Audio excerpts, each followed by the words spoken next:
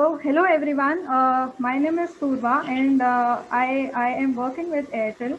So with me I have Sumiti and Deepti who had started this series of Agility A to Z. So this is an initiative from Women in Agile and Tech which is co-sponsored by Agile Alliance and Agile Virgin, right? And the purpose of Agility A to Z is to bring together bright minds to foster learning and inspire each other. So today we have Abby with us as a speaker, and she is an agile coach and a trainer for enterprise agility adoption at the Agile Advisor at Africa. So welcome, Abby, and we are very happy to see you in the series. So let's start with the session. All right. Thank you very, very much, Pova. I'm happy to be here. Thank you, everyone. Thank you to the entire community of women in Agile and Tech.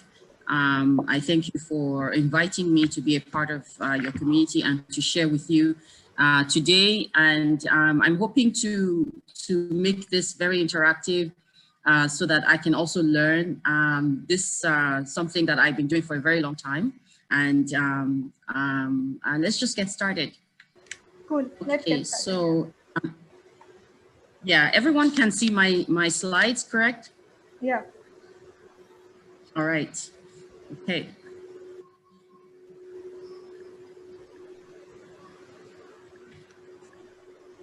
All right. So I think Pova has just said a little about me, and I put my email here and my Twitter. But you can also find me on LinkedIn, Abiodun Osoba, and I've been doing what I've been doing now for 16 years approximately.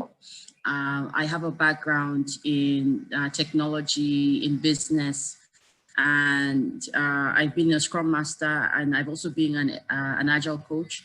And most recently, I've been an enterprise Agile coach, working with organizations to embrace and adopt Agile and transform Agile within their enterprise. And I have experience in business agility, so just beyond the walls of IT and product development, helping organizations within sales, marketing, operations, procurement. And I was in Canada for about 20 years, and I moved back to Nigeria, where I'm originally from. I moved back 3 years ago, and I've since been doing exactly the same thing. In addition, I've been working with the community, the Agile Practitioners Association of Nigeria, and I'm happy to be here today collaborating with you all. And so I have been invited to talk about user story. What is user story slicing, and user story sizing. And so I have quite a lot of content here, but I don't expect to be speaking throughout the entire time. I'm going to try to make it interactive. I also have an exercise that I have put in place for everyone. And if you look at my slide right now, there is a portion there called your mission today. So you're going to do that activity. You're going to get on a mission today. And so hopefully with time, we can accomplish a lot. And so we're also going to be talking about slicing and the rest of it. And if time permits, maybe we can talk about all of these things. If time doesn't permit, then I will definitely make my material available and so that people can use the opportunity to learn more.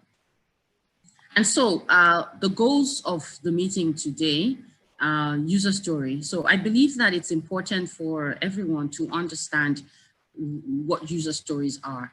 And so to learn how to write user stories, what they are, it's a card conversation, it's a confirmation. It's about the INVEST acronym and how to apply it in writing and evaluating, estimating, and sizing user stories. You have to understand the vision, high-level roadmap visibility, MVPs, epics, themes, and releases, high-level features, number of sprints, user stories, story mapping, and number of releases. And so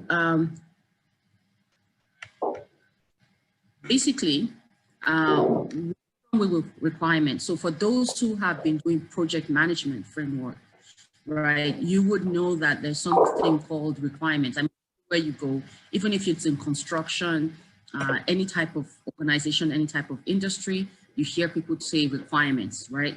As a BA, they would tell you, right, business requirements, right, technical requirements, functional requirements, non-functional requirements. So what is wrong with requirements? Why are we not using the word requirement?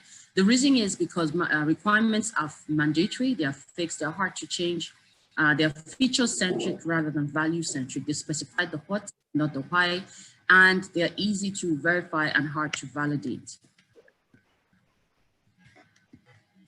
And also, the critical bits in the detail are hidden, and then it's expensive and it slows us down. However, user stories have key principles, right? It allows you to have an active user involved, which is imperative. Agile teams always use this, so it allows them to be empowered to make decisions. Requirements will emerge and evolve as a software is being developed. Agile requirements are barely sufficient. Requirements are developed in small pieces. Enough is enough. Apply the 80-20 rule. And lastly, communication, collaboration, and communication is essential. And so requirements are a communication problem, right?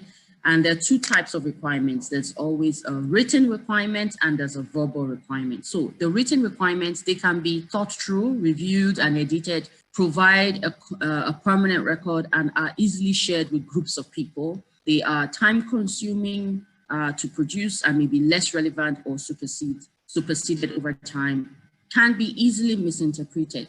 While a verbal requirement has instantaneous feedback and clarity, easier to clarify and gain common understanding, easily adapted to new information known at the time, and can spark ideas about problems and opportunities. Many, many years ago, I used to be a business analyst, and I used to write requirements. And I had, back then, I had very strong knowledge with application development, configuration. I wasn't a developer, but I did everything that would help a developer code. And so I had to write all kinds of documents. And I really struggled with my role. I mean, I was passionate about it at first when I started, but then working from one organization to the other as a consultant, I started to struggle because I felt that there was something missing. And they tell you that a BA is a liaison officer between the development and the business. And I believe that there has to be a direct access, and you have to understand the vision in your own way as the BA from the business, and you make sense of it and you convert it to requirements. And then now you have to speak the technical language so that the developer will understand. And they would have to understand what it is that they have to develop or whatever it is they have to code. And this documentation, they range from anywhere from 10 pages to 200 pages or 300 pages. And it's always slowed us down, for sure. It always, there was always a lot of questions. We had several review sessions, and all these review questions led to more ambiguity and a lot of more questions. And, you know, clarity, it was always difficult, you know, having everybody together at the same time. So those were my personal challenges when I was working as a business analyst and writing requirements. Now, I started doing Agile. Of course, I learned user story writing and user storytelling. And user stories, you know, has been the solution, in my opinion. And so this is what I have learned over the years. So what is a user story? So a user story, according to Ken Beck, he coined this in the term user story in extreme programming, which he explained in edition 1999. He said, seek to combine the strengths of written and verbal communication where possible, supported by a picture. This is very profound. And for me, this was revolutionary. This transformed me as a person, as an individual, in my role, in my career. And ever since, you know, I have been in love. And so what is a user story? It's a simple, clear, it's brief, it's, it's a simple, a system needs to do for a user, smallest increment of functionality that can be delivered while providing value to the user. It's written in a business language. It represents a customer's goal, not a system's attribute, and it's detailed in a just-in-time basis, not the outset of the project. It's a conversation starter. User story cards have three parts. So user stories are always very visual, so you have to visualize it, right? So you can't just say it in your head, right? So you put together a card usually when you want to start to write your user story, and you put a description, right? So a written description of the user story, planning purposes as a reminder, and then you have your conversation. So the section, the main section, the body of it, to further understand the information about the user story and the details. And lastly, there's a confirmation, so a section to convey what tests will be carried out to confirm if the user story is complete and working as expected. So that is the most practical way to start to put your user story together. So why user stories? They emphasize verbal rather than written, generate tactic knowledge, are comprehensible by everyone, right-sized for planning and estimating, work with iterative development, encourage participatory design. It also defines the boundary of a user story feature, helps the product owner to answer what needs or his features to function, helps to provide, typically, these are the minimum functional requirements, and helps the team to gain a shared understanding of the story or feature, helps developers and testers to derive tests, and helps developers know when to stop adding more functionality to a story. So here's an example, quick example, right? I mentioned earlier when I started, I talked about a vision. So there has to be a vision in place, right?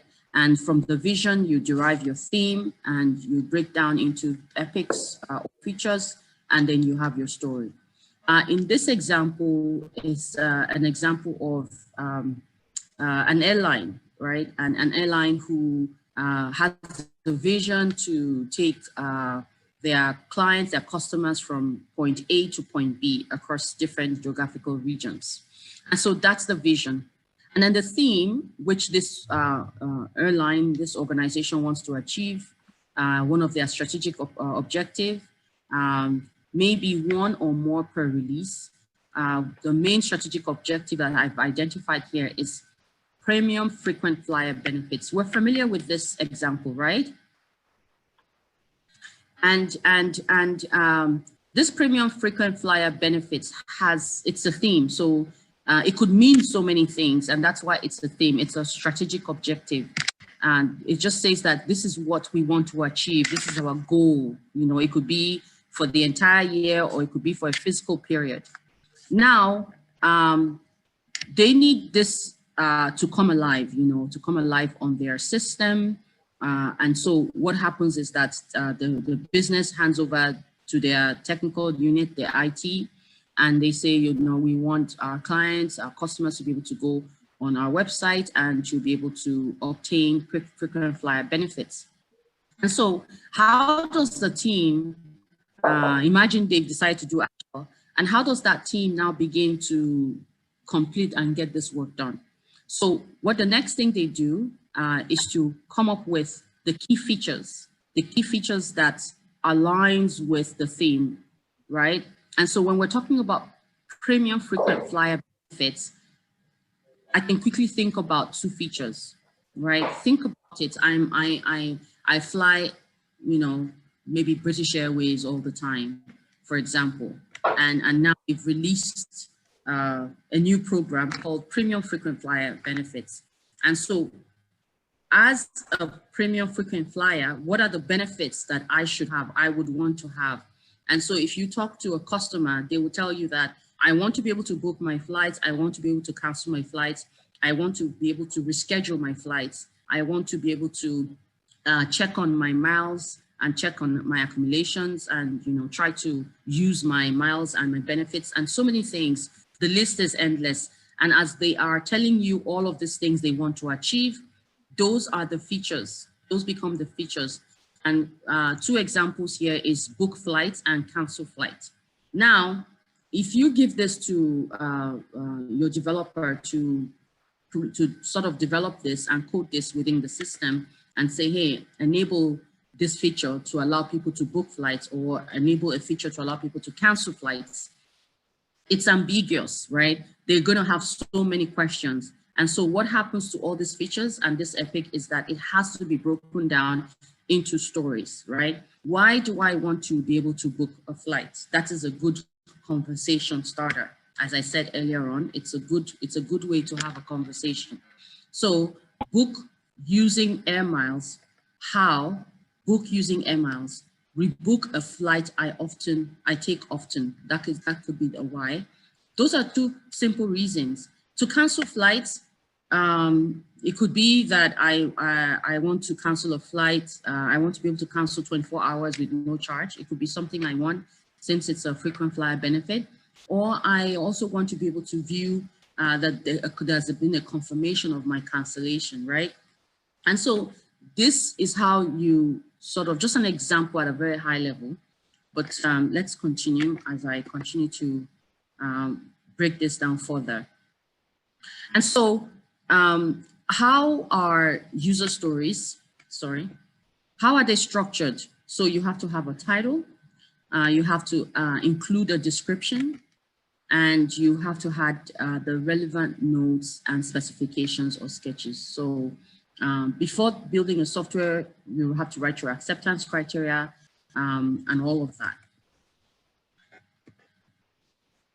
There is a template. I really hate to use the word template. However, this is the easiest way for me to help you understand this and practicalize it at the same time. So there are three ways, right? It's the same thing if you follow me.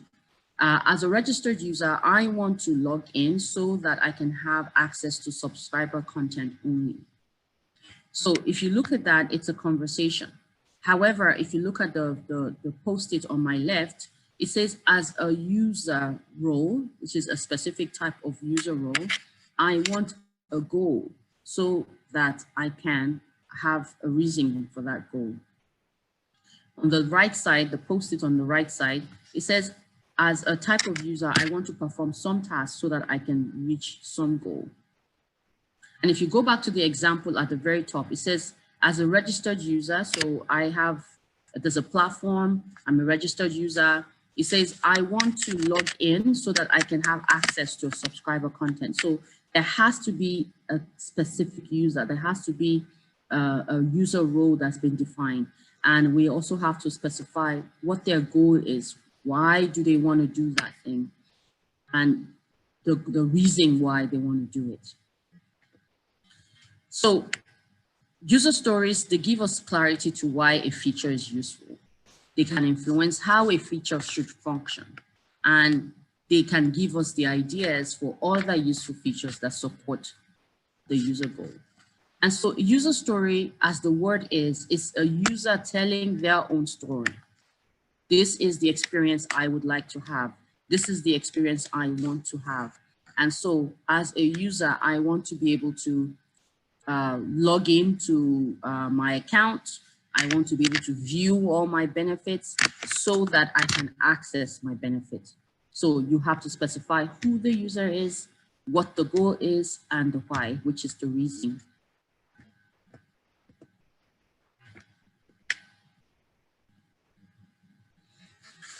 Now, I've got another example here. This example has to do with user login, right? And so if we're building our user story from scratch, in my example, in my previous slide, you will see as a registered user, I want to log in so I can access subscriber content.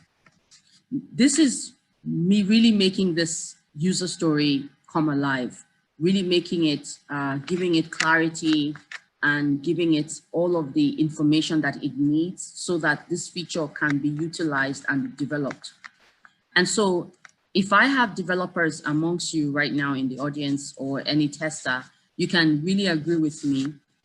or if I have a UI UX person experience on this call right now, you can agree with me that if somebody wrote a requirement for you to say, for example, I want, usually I remember the language is ability for a user to log in successfully and access subscriber content. Something like that would be, you know, the traditional waterfall way of writing a requirement. You know, I'm sure some of you are familiar with that language, right? Ability for a user to log in successfully and access subscriber content. But that is very vague. So that doesn't give clarity to everyone.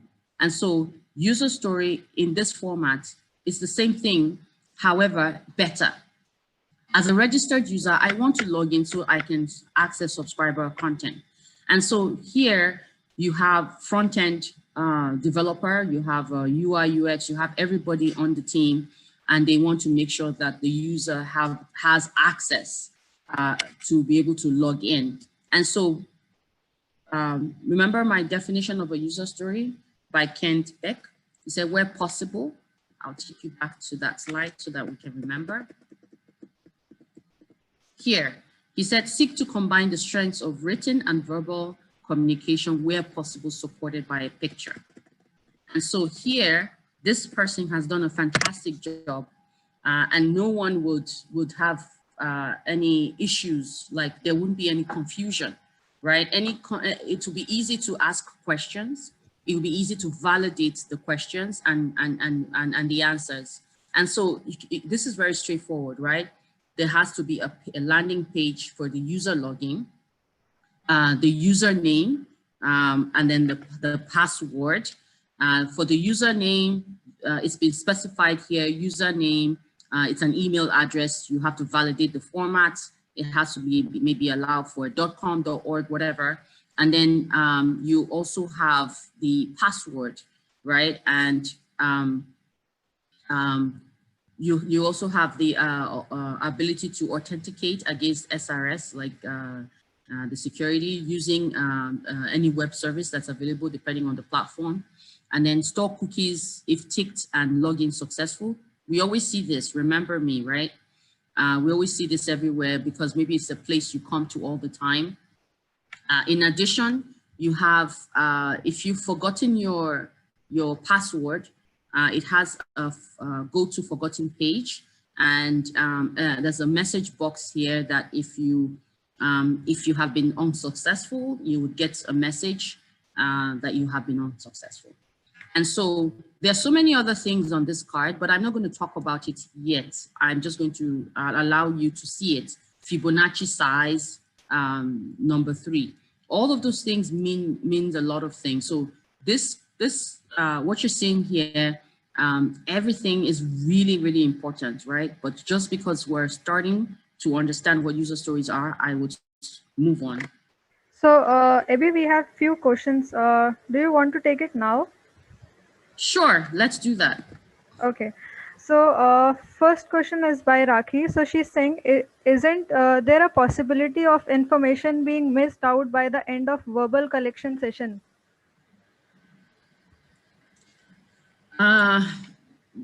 Okay, I would say it's not impossible. However, it's reduced. Like it will be barely missed, because the way information collection happens during a user storytelling or writing or story time is different, right? So usually there's a product owner within an agile team, and there is a scrum master, and you have the developers, the development team.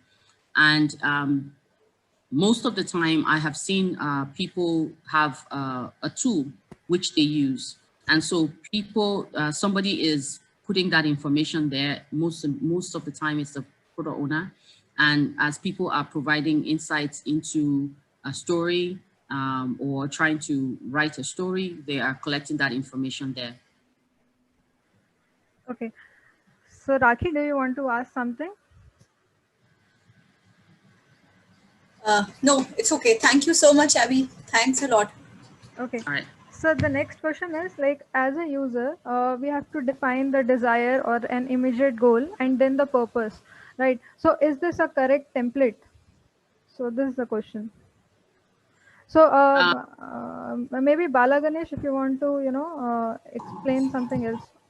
Yeah, Osaba. So the thing is, you described many templates. So what I understood is this correct? Like as a user, what is the immediate goal or desire, and what is a long-term goal purpose? So is this format of thinking a user story is correct or not? yes, that is very correct. So most of the time, especially if there is a user story workshop, the team is coming together for the first time. They have the vision for this functionality and they want to develop a user story. You would have a lot of short-term goals and long-term goals. And so you have something called your backlog, and that would allow you to collect all of these ideas and all of this information, and you can store it there. And later on, you begin to do what you call a backlog refinement to determine what is a must-have, what is a nice-to-have. You do some prioritization, and really that comes to play. But it's not out of place to find people that define short-term goals or long-term goals for the user, for the functionality. Okay, thanks, Osaba. Because I often see people confusing between what is meant by goal. Is it like a goal of the particular immediate story or goal of the feature alignment? So just I wanted to clarify that. Yes, Thanks. so if I go back to my slide, right, for this example, remember the goal is to log in. So for each of the feature, right, you want to log in. Remember I talked about the airline, the example, frequent flyer benefits, right? So you must be a frequent flyer, you must have access, right? And so the for initial goal we're talking about here from scratch is before you can even start to utilize your benefits, you need to be able to, first of all, access it. You need to be able to log in successfully. And so that's where we're starting. And so in this scenario, the goal is just to log in. And so if you follow my story, we now started to develop that user story, right? And give the user access to log in. So in this case, it's a short-term goal, it's an immediate goal. Now, when we were, assuming it was a real life user story session where we're working together in a team, we would be able to define multiple goals for the user, short-term, long-term, right? But then at the same time, if we have to deliver what you call a minimum viable product, right? If we have to deliver something immediately to the customer, what are the short-term goals? What are the things that a customer, a user should have access to, right? So in this case, the first thing is, it's short-term goal. The first thing is you should be able to log in. You should be able to log in. You should be able to get access to your page. You should be able to see what's available for you and all kinds of things. Now, an example of a long-term goal is that I want to be able to maybe include my family in my benefits, right? So think about it this way. A new airline shows up in the world and they're looking for customers, right? And everybody wants to, and they've done so much advertisement and everybody is very much interested and they want to take advantage of this thing, right? Don't you think they should have members? Don't you think they should have people be able to join their program? And so if you want to be a member, they would say register on our website and become a member. And so one of the immediate goals would be to be able to log in. Remember, do you understand that example? I hope it's helpful. Yes, Osama. Yeah, yeah. First, we need to think over the immediate intention in terms of desire or immediate goal, and then we can connect it back to the purpose of the user story. Yeah, thanks, Osama. Yeah. That's right. So we have other questions also, but I think we should take it at the last because we are just left with half an hour. So if we'll have time, then we'll have a time for question and answer. All right. Yeah. Okay. Thank you. Yeah. Thank you. So this is the back of the user story that I was talking about, the login. And so I also had mentioned earlier on that the story must have a confirmation, right? So this is the confirmation part, right? And in this confirmation part, there's two parts, the success and the failure. Now, the success, the valid user logged in and is referred to the home page. Remember me ticked store cookie, automatic login next time. Remember me ticked forced login next time. And the failure, the messages that will be displayed if there's a failure is email address in wrong format, unrecognized username, try again, incorrect password, try again, service unavailable, try again, account as expired, refer to account renewal on sales page. So easily from your confirmation, which is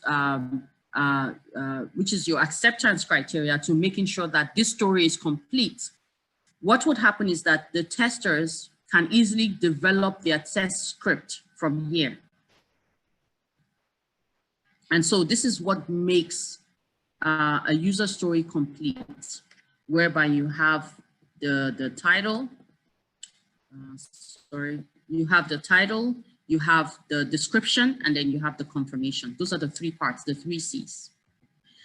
And so where are user stories organized? They are organized and they prioritize the stories in the backlog. Some people use Excel. There's so many agile tools, Azure, Jira. There's so many agile tools out there today. And so depending on where you're working, they could be using any of those.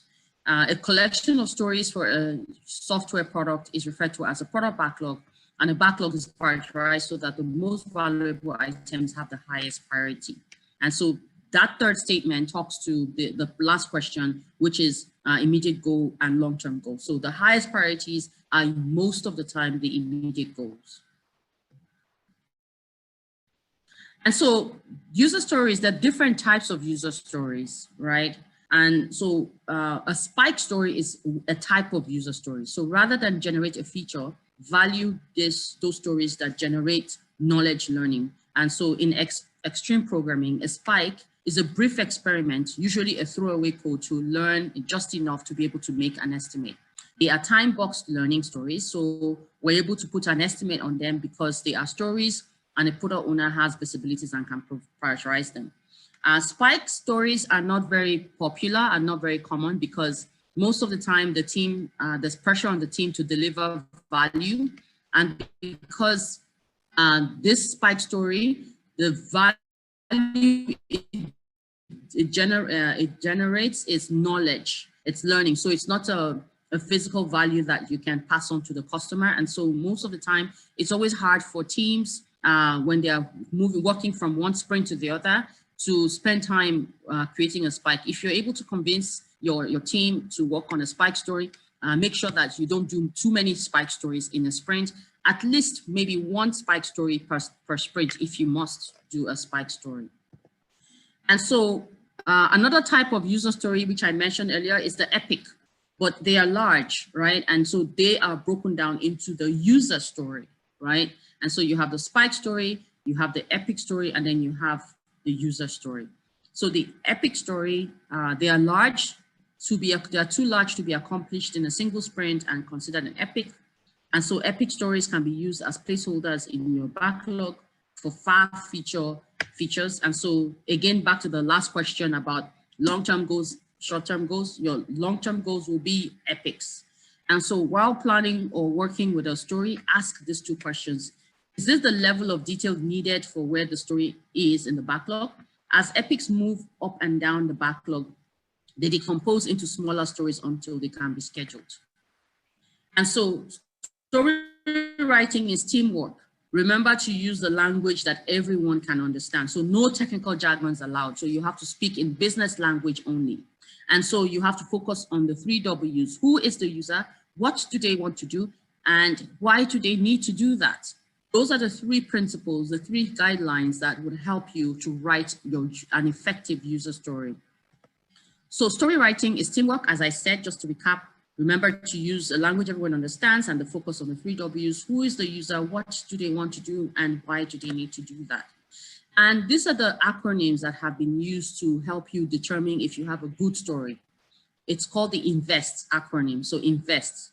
I is independent, N negotiable, V valuable, E estimable, S small, and T testable. So user stories should be independent as possible. It shouldn't have a dependency on another as much as possible.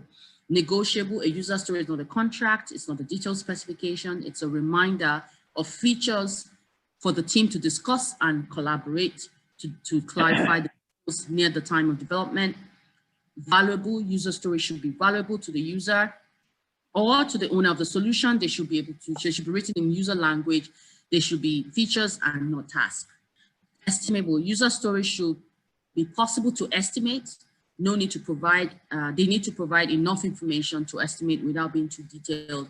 Small stories should be, user stories should be small, not too small and not too big. Testable, user stories need to be worded in a way that's testable, i.e. not too subjective, and to provide clear details of how the user story will be tested. And so this is just a deep dive into making something independent, having individual, making sure that there's an independent, your user stories are independent, right? You avoid dependency between stories as much as possible. When dependencies arise, combine the stories into one large independent story. Find a different way of splitting them. Alternatively, put two estimates down, one for the story to be done first and the other next. Negotiable, provide the right amount of information, phrase or two to act as a confirmation reminder, notes that issues to be resolved. User stories are not contracts or requirements that the software must implement. Details that have been determined through the conversation before context.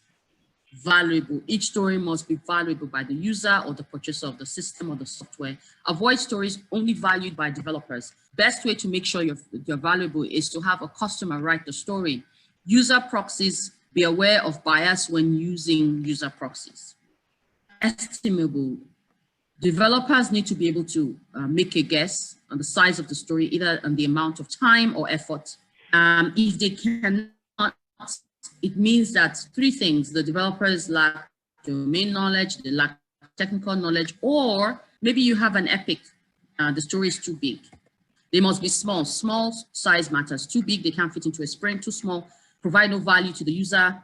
Compound stories are epic stories that can be clearly decomposed into individual stories. Complex stories that cannot be decomposed are large because of the uncertainty or high complexity, then user spike. And lastly, testable. We need to be able to define what done means through acceptance tests, high-level reminders, promote conversation, focus on ways in which you need to test, and then common mistakes can be made. And so for those who are very familiar with testing, you can imagine the type of common mistakes that are made. And so this is something you do with your team, as a team, review your stories, make sure that they follow the INVEST acronym. Are they invested? Rewrite them if necessary, and then trade them with another team to evaluate them if there's time. So by now, I'm sure you would have enough knowledge, I believe, in order to write your user story. So I want us to do a quick activity. It's just going to take about 5 minutes. I'm not able to break you into teams, so I would like you to try to do this individually right now for 5 minutes. Pova, can you assist me? But here's the thing. You have to write a software for Rosie the robot. So as a state-of-the-art automated homemaker, Rosie needs your team to develop a software that enables her to fulfill this role for the typical family of 4 with a dog. Individually create a backlog of 5 to 8 stories. And so as many of you that understand this and you want to be a part of this, I would encourage you to do so, please. And once you've completed it, maybe because of time, we won't be able to take everyone's feedback, obviously. We can actually take a few, maybe 3 or 4 people. can read their story. Who wants to go for it? So Pova, can you coordinate this 5 minutes? Sure.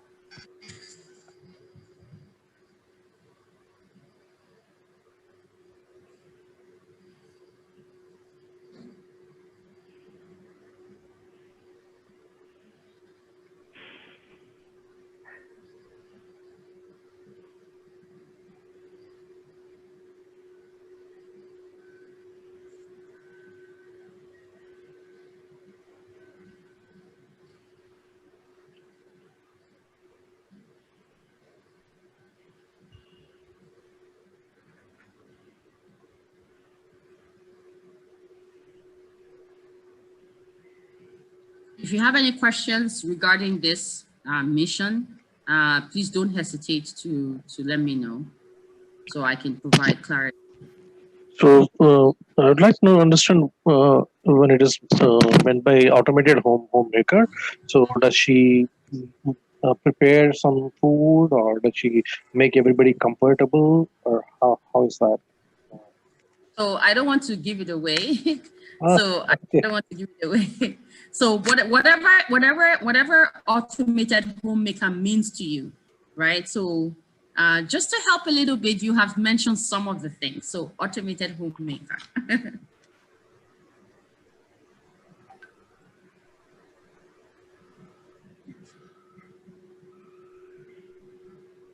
So we have answers coming up. Okay.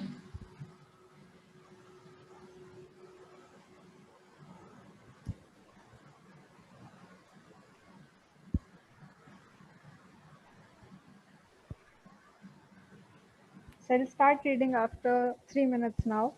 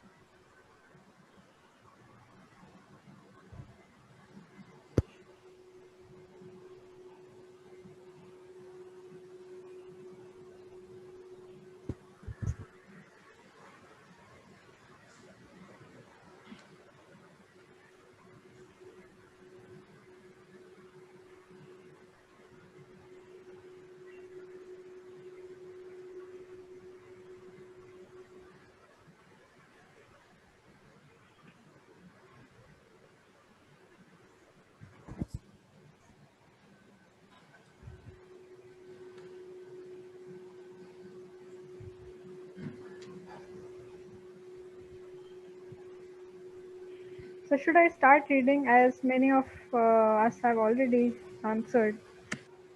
Okay. Yeah, let's do that. Yeah. So the first answer is, as homemaker, I want a robo who can assist me in housework. Right. And second is, as Rosie the robot, make tea for the family. Uh, Third is, as a homemaker, I want a robot to carry food from kitchen to dinner table so that we can save time. I love that one. This last one you read out, because this person followed the template. So as you mentioned, the user, and then the reason, and the goal, and then the reason, right? Yeah. So, and then the person wrote it in the right way. So I like that third one. Yeah, please go ahead. So the next is, as a busy bee, I need homemaker to prepare bread for my kids so that I can focus on my work. That's another good one. Next is, as a homemaker, I want Rosie to take my dog out to dog park so that he can play with other dogs. All right. So Pava, let's stop there. Yeah. And I want us to talk about this. So the question, let's look at this mission closely just one more time. As a state-of-the-art automated homemaker, Rosie needs your team to develop a software that enables her to fulfill this role for the typical family of four with a dog, individually create a backlog of 5 to 8. My question to you all is, who is the user? Rosie. Okay, any other responses?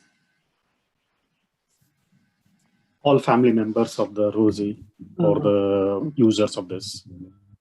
Okay, all family members. Somebody said Rosie. Any other, one more? Can I get one more response? Rosie is the robot. So one answer is dog as well. All right. So I know that we don't have time and we're not in the physical class. I would have challenged you all. So those who said Rosie is the user, you're wrong. Those who said the entire family before is wrong. And the people who said the dog, you're wrong. The user, who is the homemaker in the home, is usually the mother. Yes. So she is the user. She is the one who needs to carry out all these activities for her family and for the dog. So Rosie is like your laptop. Your laptop is not the user. So you can program your laptop to behave in a certain way to provide, to satisfy you with your daily activities, right? But your laptop is not the user. You are the user. And you are the one writing the stories to program your laptop. So Rosie is like a laptop. She's like a machine. She's like maybe your microwave or like a home thing, like a machine, like a software. So she can't be the user. Do you all agree with me? I know this is maybe. Yeah, I agree. So basically, Robert's name is Rosie. So we read wrong, Rosie the robot. So now it's clear. Yeah. Exactly. We thought Rosie is the mother or the family member, and Robot is a robot. No. Twist. So it's a bit tricky. Yeah. Look at the heading. Write a software for Rosie the robot. Do you see that? So Rosie is a robot. So the mother is the user. Now, if we understand who the user is, so that's why when I was in my previous slide, I was making emphasis that you have to specify the user. So if we get the user wrong when we're trying to tell our story or write our story, we're going to get everything wrong. All right. And so that is always very important. So I spend a lot of time defining who the user is. And so some of you have heard things like user personas and all of those type of things, right? And so a lot of organizations today, doing a lot of innovative stuff, Amazon, Facebook, and the rest of them, right? Apple, Samsung, right? All of those organizations, they always define the user. Once you get it right, when you define the user and you specify the user, right? The more specific you are with the user, then you have the probability, a higher probability of getting your user story correct. And so if I gave us time, which we don't have, so I'm not going to do that, but if I did give you time to redo this mission, right? Now that you know who the user is, your user stories will be different. You agree with me? Yeah. All right. Yeah. So I hope you found, I hope that was fun, but we don't have much time, so we'll just move on. So why do you need to slice your user stories? Shared understanding, options, incremental delivery, less risk, focus on value, simplicity, smallness, consistency, predictability.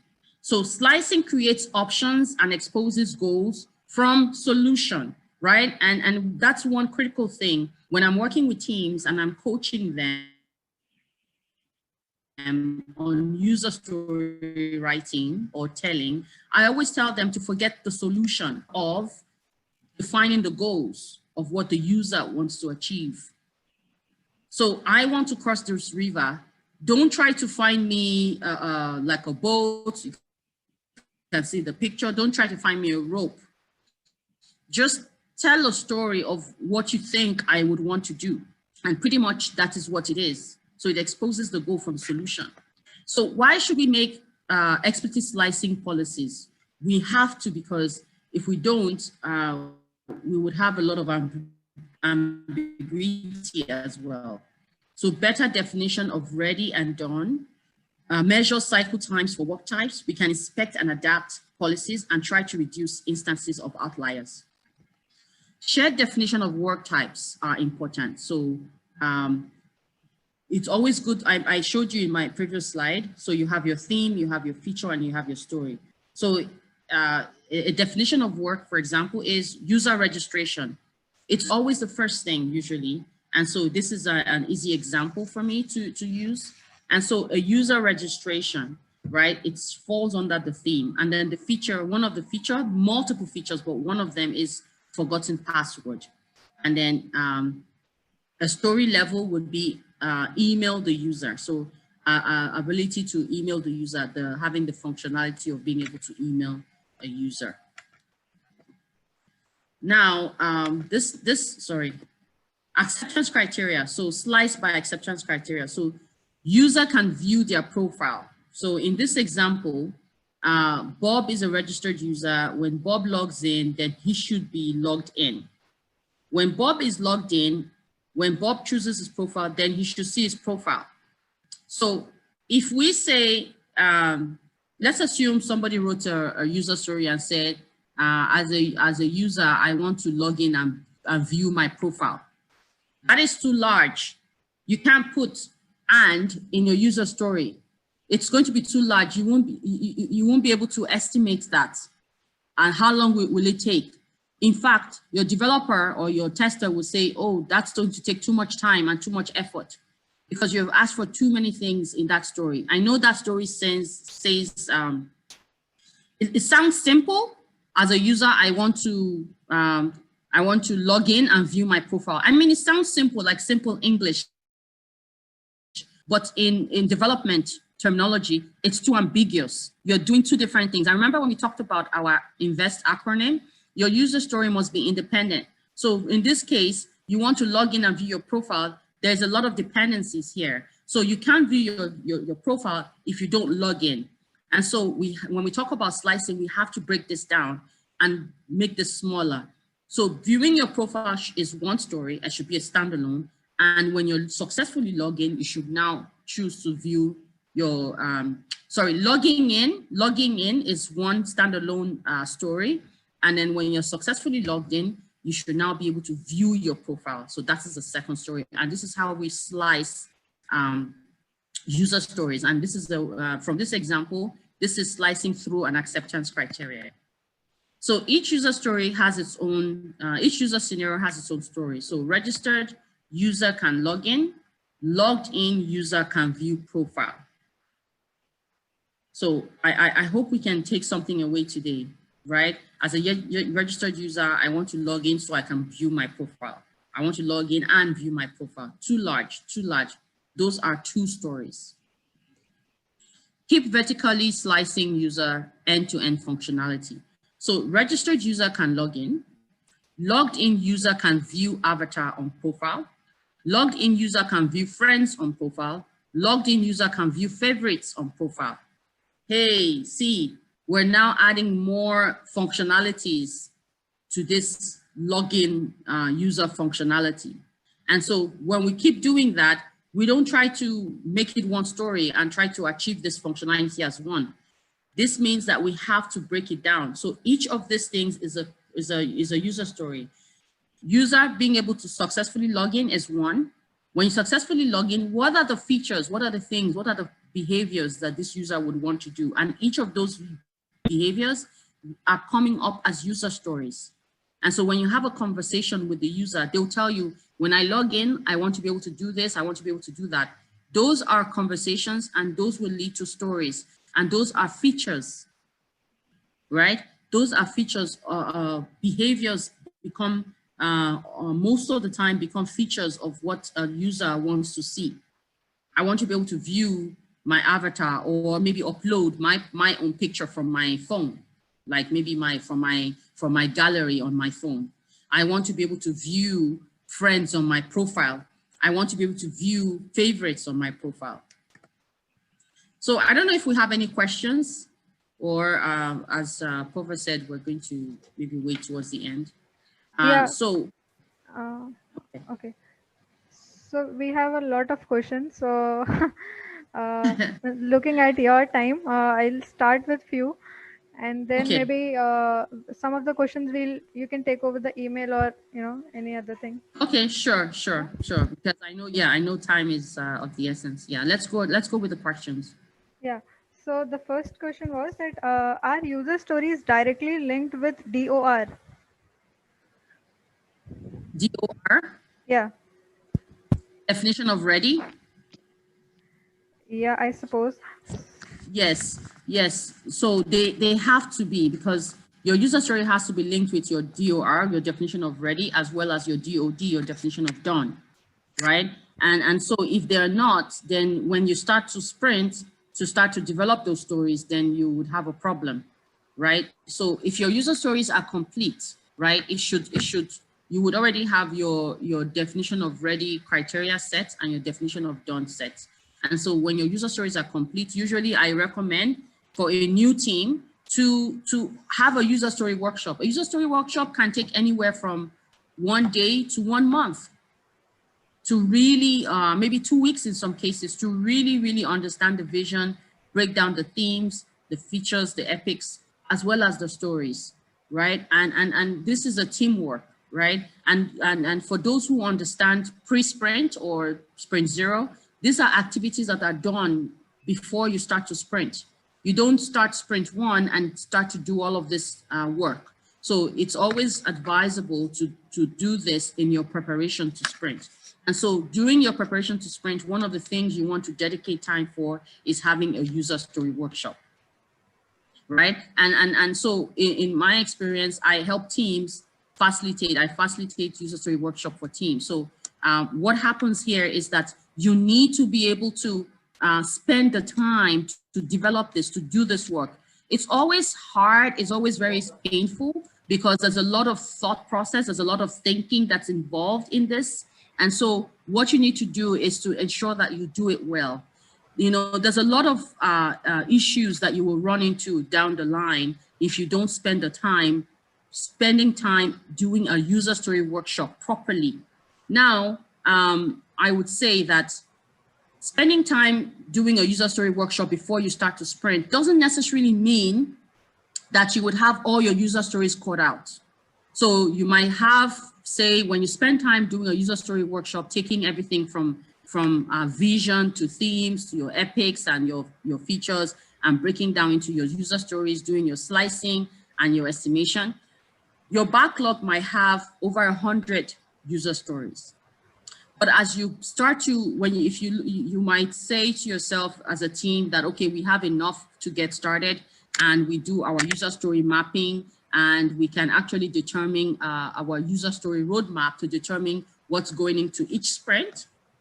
As you start to sprint and you begin to spend time doing your sprint cadence, like your events, such as maybe your refinement sessions and all of that, what is going to happen is that your backlog has a potential of getting bigger. So your 100 and something items could lead to maybe almost 500 items as you start to sprint.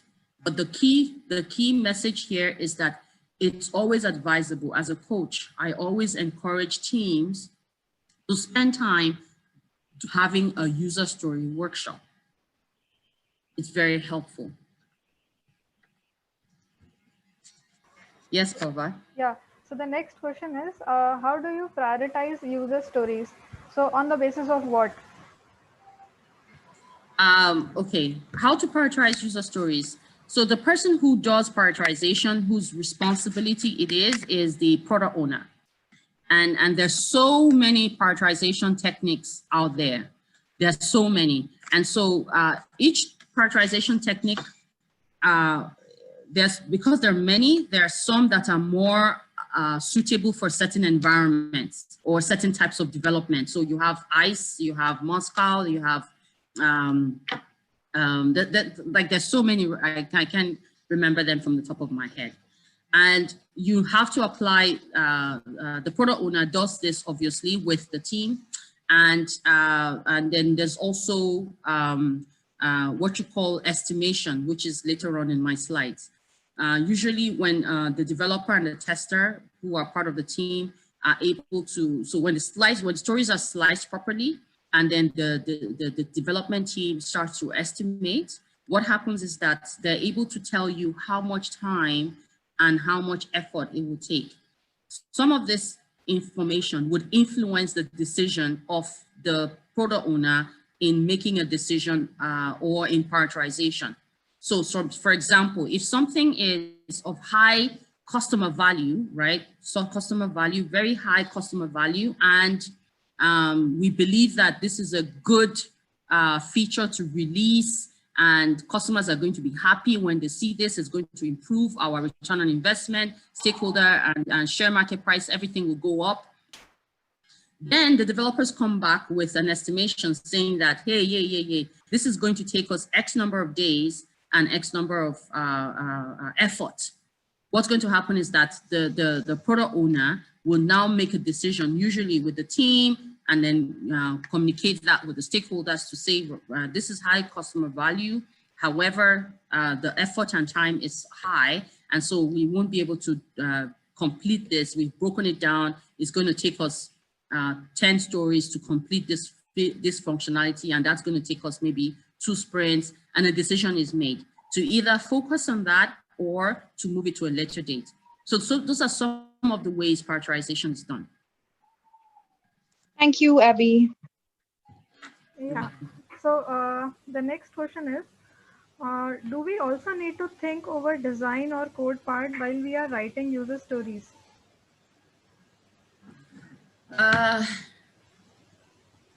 Well, yeah. If you spend time doing a user story workshop, and also even maybe the team has started to sprint, right? As long as the right persons are in the room, team at that time, there's something called analysis, and some teams I see them have a business analyst, and so they would do analysis on maybe the type of tests that would be required, or the type of code, the type of review that will be done, the approach, for the code that will be done, maybe, for example, if you're going to be doing back-end work, maybe APIs and all kinds of stuff, you need to consider so many things, because there's going to be a lot of integration and dependency, maybe on external clients that you need to engage with and all kinds of stuff. Or if you're doing front-end work, right, you're going to need to start thinking about the right tool or the platform that best suits what you're trying to develop. There's so many things there. You might start to say, okay, you know what, if we use native development for this, or we're going to be using using Java or some other technology, or all kinds of things. There's so many things. So that analysis is very, very helpful. And it depends on the type of conversation that's been had. It could be too, how do I put this? It could be too soon, maybe putting the cart before the horse, or it could just be the right time. And so most of the time, the developers will push for this type of conversation, right? And so they want to be able to know, and also because their skills, developers sometimes have like full end-to-end skills, they have all this experience, and some are limited. And so if we're putting them in a team and they're trying to really understand what they have to do, then this type of conversations will come up.